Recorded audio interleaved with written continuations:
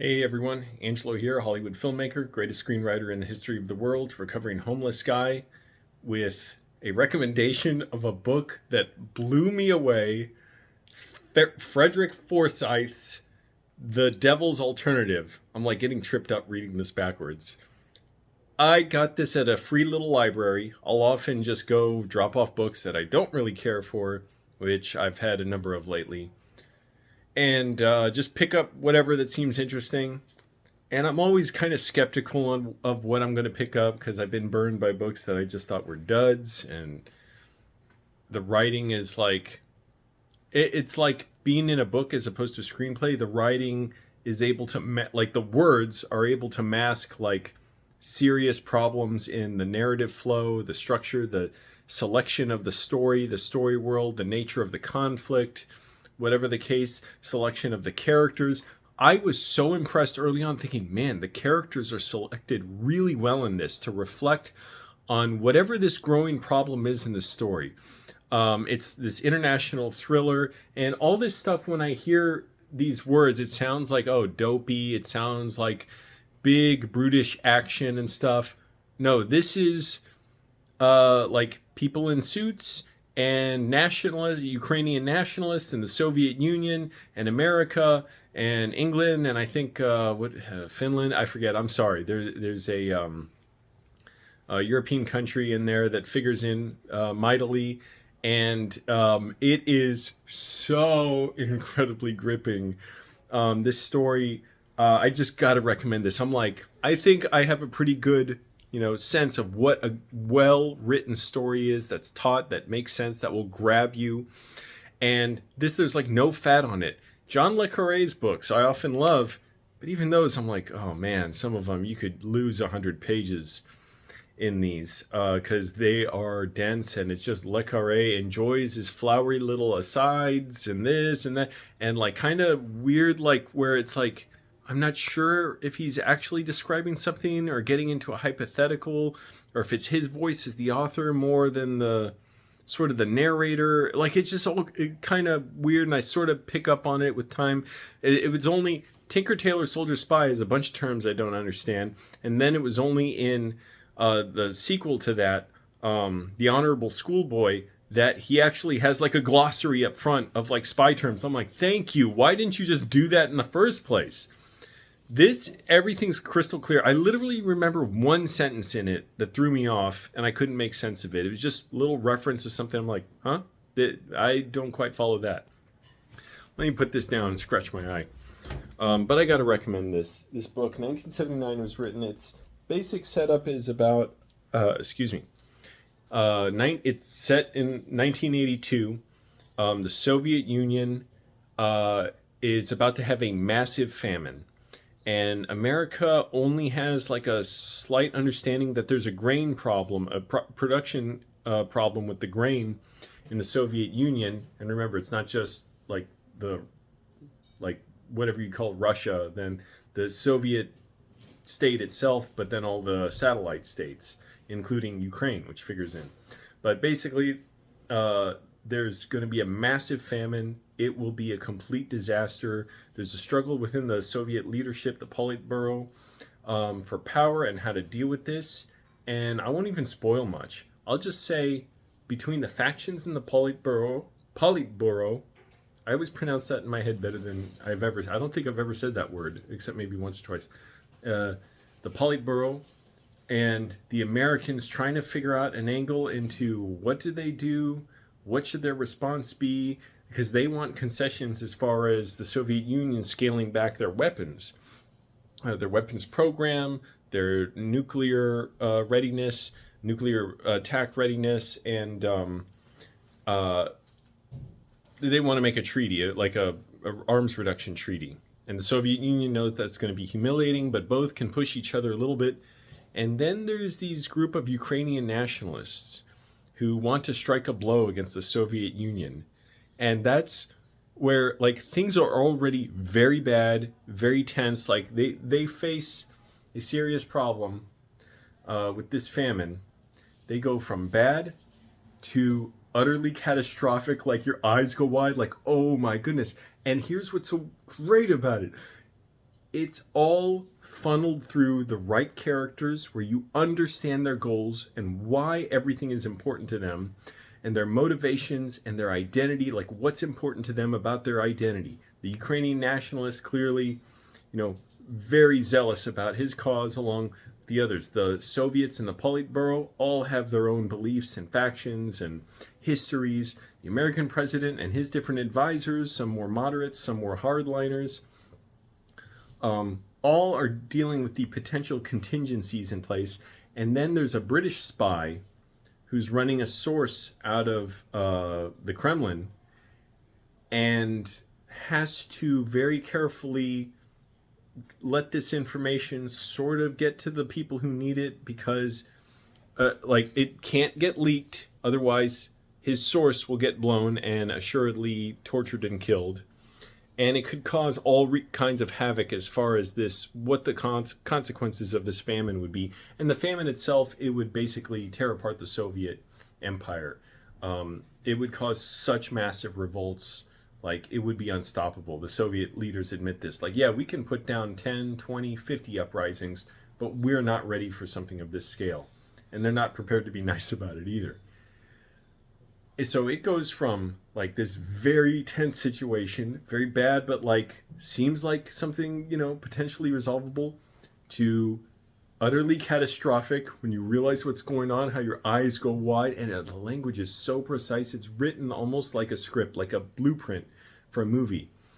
So it goes from very bad to utterly catastrophic, and then a moment that just like punches you back out of your seat goes to apocalyptic, and you're like, oh shit, like of course this would happen, and of course this is a disaster. I'm not spoiling anything, because again, it's all, when it happens, you're like, oh crap, like you didn't expect that, it's horrible, and yet it makes complete sense. You're like, I understand why that character did that, like why this horrible thing is going to happen. And every piece of the puzzle, every person in this whole thing only has limited information. Certain people don't know what the other ones know, and certain ones need to know things the other ones know, and a lot of it stems on this spy in England. And the book cover, my eyes roll when it says two lovers, or, must stop the world from nuclear war, which it says on this. It is not that corny story, because I assume it's going to be corny. Or, only a lust-stricken woman can stop this spy. That's in something sort of like in The Eye of the Needle, which is rather good, actually. I just finished that, too. I enjoyed that a lot. It doesn't have the weight of The Devil's Alternative, because the characters don't have really depth. They don't have, like, a deep sense of, like, that they convey of why they do what they do, what's important to them, like, what philosophy drives them. We have the British on one side. It happens during World War II, and there's a German spy sneaking into England or the United Kingdom, and he's trying to figure out where the Allies are going to launch their invasion of France. And we have this British guy who turns into a spy, and it's like, I don't know anything about him. Like, he's just a guy. It's all well done, well plotted, and it doesn't get too corny. The love scenes kind of like get so like explicit, like needlessly so. I'm not against that. I'm not saying it's like, oh, it's like vulgar prurient interests. I'm just like, it doesn't add anything. When it gets to that level of like detail, it's like almost like taking out my suspension of disbelief when I'm like, yeah, you're just like, it's gratuitous. That's all it is. It's just dragging out this thing. But anyways, that's rather good too. Ken Follett, I'm interested in more books of his. Eye of the Needle. Some of the action borders on almost a little bit too superhuman as well for me. It's threatened to go there, but by the end it gets really good down to a human scale. But The Devil's Alternative blows it the hell away, and no offense to that book or Ken Follett. This, like, everything is so carefully motivated, and there is, I won't even spoil, well, I'm not even spoiling anything really, except to say there are wonderful twists in this that by the end I was like reading it 3 times, like this one page, to make sure, like, oh my good, like, not to make sure, it's just to take it in again. Like, what, how could you do that? You tricked me, the whole story. There's a big twist that you don't see coming. You don't even need to guess it. Like, just enjoy the story. And when it happens, it's like, oh, it makes perfect sense. It shows just how precarious the situation was. It's no less dangerous in a way, like what was happening. It just shows, like, and it's driven by the philosophy of the characters who are involved in it. And it all makes perfect sense, and it makes the story make sense. It's not like, oh, it was all a dream. It is just something that's so, like, enormous in it, how it changes the whole view of the entire story, the magnitude of it. I'm like, that is precision plotting. And that is amazing. I just had to share that. This book, who knew this book falling apart? I mean, the physical copy is falling apart, like paint chips are coming off the cover. I don't know how that cover was made. And I'm like, I got to read that book again. I read it too fast. I read the 200 pages, the last 200 pages in one night, stayed up late because I'm like, I can't go to sleep and not know what happens. It is so freaking good.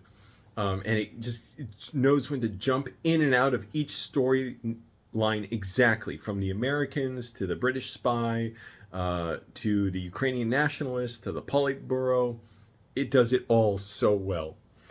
And it just got me wanting to talk about my own writing because, again, greatest screenwriter in the history of the world. I've been having a great time with it. It's been fascinating, the journey. Like, it's like going like this, like this, like this.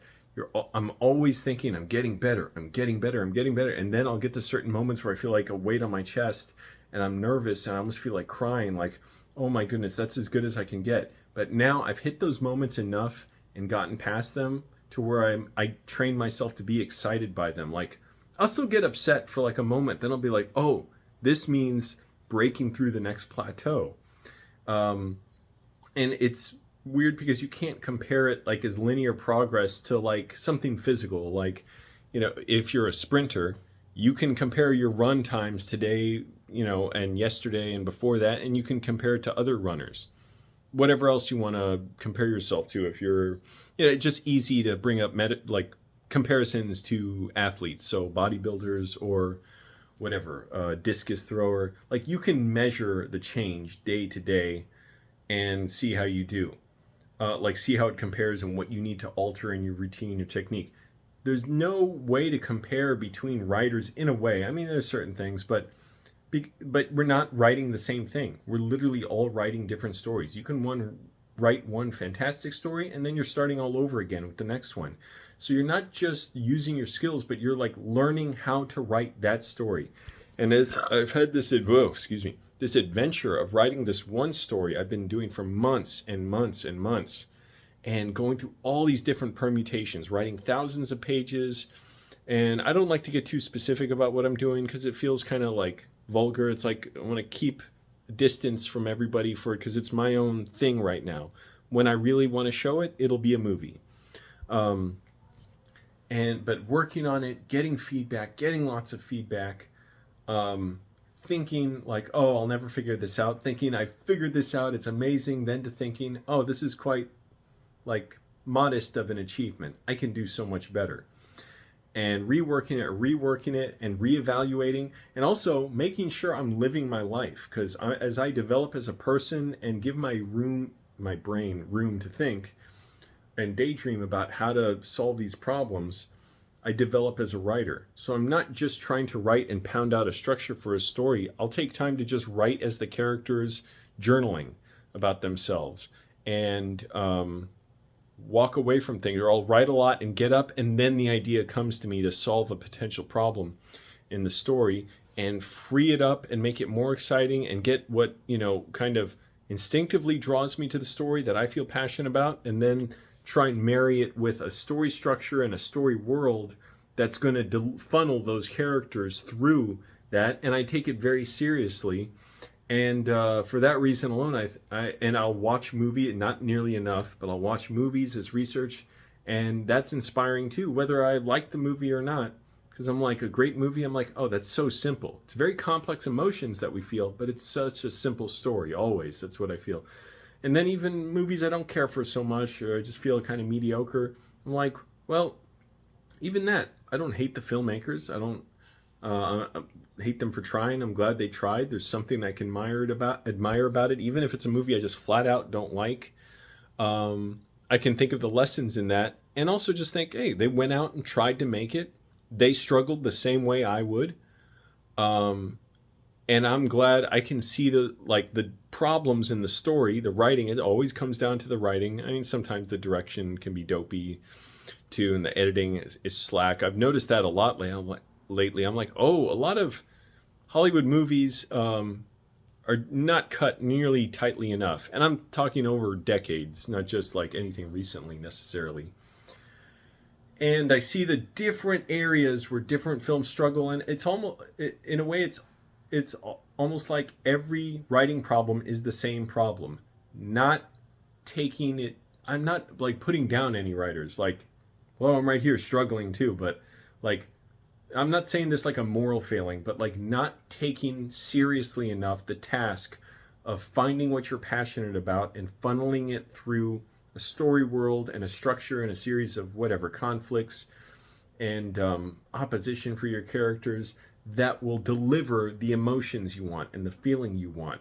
And there's a difference between that, delivering those emotions to the audience, and then when I detect that the writers felt very strongly and they felt powerfully about it, and they didn't think or didn't truly understand how to deliver it to other people or how to do that and why they should. And to be fair, there are movies that I feel do that, and they're very well reviewed and they're very successful, and even some people consider the greatest movies ever made, and I cannot finish them. I'm like, this is so bad. I don't even like to put movies down in a way because it's like poison to me. It's like, why? Let people like what they like. So I won't be too negative because in anything, I'm like, you always learn from everything.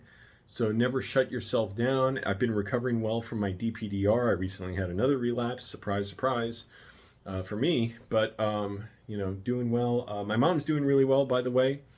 So she's dreading getting a colonoscopy soon. I'm like, I know it sucks. You got to drink that crap. I've never done it. Looking forward to it someday. But at least you can get it free, thank goodness. Military health care for my dad being in the military. But yeah, it sucks doing that. But it's a smart thing to do. Everyone, she's eating well and stuff, losing weight.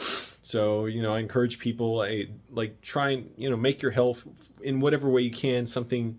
That's another thing about being a writer. I don't want to sit down and write if I just feel like shit and I'm eating poorly and stuff. So I'm on a cut again on my diet, and when my brain switches into this cut mode, I just cut and cut and try and balance it so it's not cutting too hard, because I've done that in the past where it's like my body is screaming for nutrition, and no matter how much I eat at that point at a given time, it's not going to make a difference because it's like what I ate yesterday that's making me feel that. It's not even about being hungry.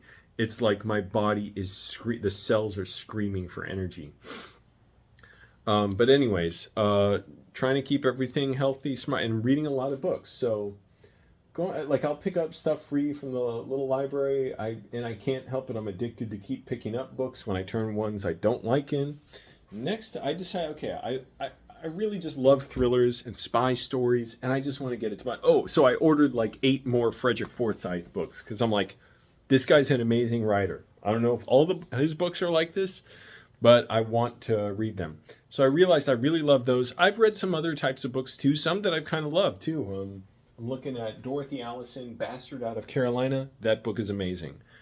Not normally the kind of thing I would ever just look at and think, okay, story about a young girl living in the South Carolina, I guess, and her very, very dysfunctional. Dysfunctional makes it sound like lighthearted, like very disturbed family, and it's actually great. Like I wouldn't normally seek that out. I just kind of picked it out for whatever reason, and then I read her short stories, Trash, which are really good. I'm like, okay, she's a writer that I'll read more of. But generally, I just prefer spy stuff and thrillers. Heat 2.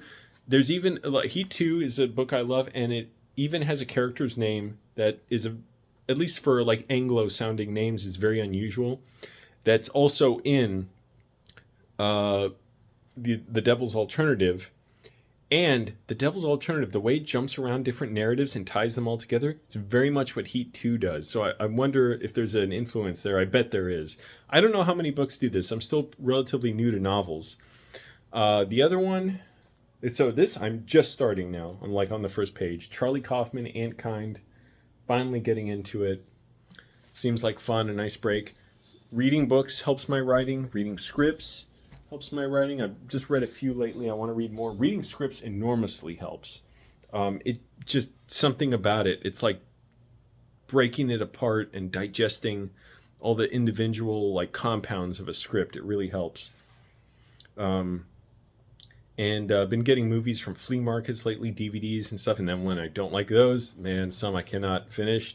Some very highly acclaimed ones. In fact, 2 Best Picture winners I could not get through more than a few minutes of, and very different years. Yeah,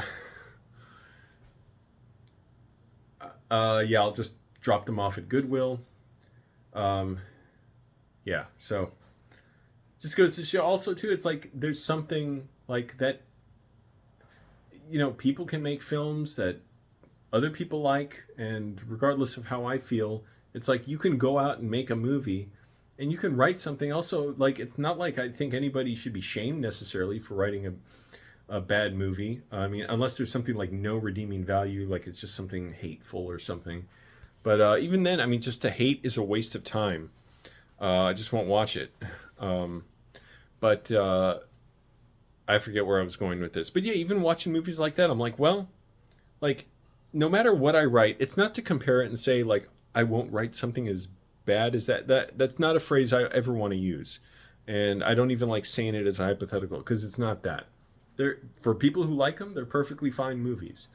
What I say to myself is like, no matter how bad I write, even when I've written stuff with no plan or whatever, just see what it's like. It's never something I hate. It's not something I would want to make or show anybody. But I'm like, no matter what, there's always something there. And I'm like, there's no trap. There's no limit to my writing. Where I look back sometimes, I realize there are many times, not every time, when I've sat down to write. And lately I've been doing a lot of writing by hand, filling up notebooks and notebooks. And I'll think, this is it. There's a part of me that thinks, this is it. This will be the time that breaks my writing, that I'll just lose my ability to write well. And it'll just, like, my writing will be broken and it will forever be irreparably bad. And I'm like, I'm 39 now. I started writing and wanting to write when I was like 32. That's never happened yet. So I'm like, oh, like, forget that. Put that out of your mind. Anything, like, it's not a strategy. That's not anything. That's totally the brain trying to prepare for disaster, preparing for a threat that never comes. So I'm just enjoying it. Like, I'm enjoying the challenge, the pressure, the struggle. I want to do a lot and be active and be out. I have to. I can't just be still, both for my own well-being and just as a writer. It helps develop me as a person and figure out what kind of stories I want to write. And there are a lot. It also just helps me feel good about my writing, to know that this is all part of writing. So there you go. If you take away anything from this, read The Devil's Alternative from Frederick Forsyth. I can't, so good.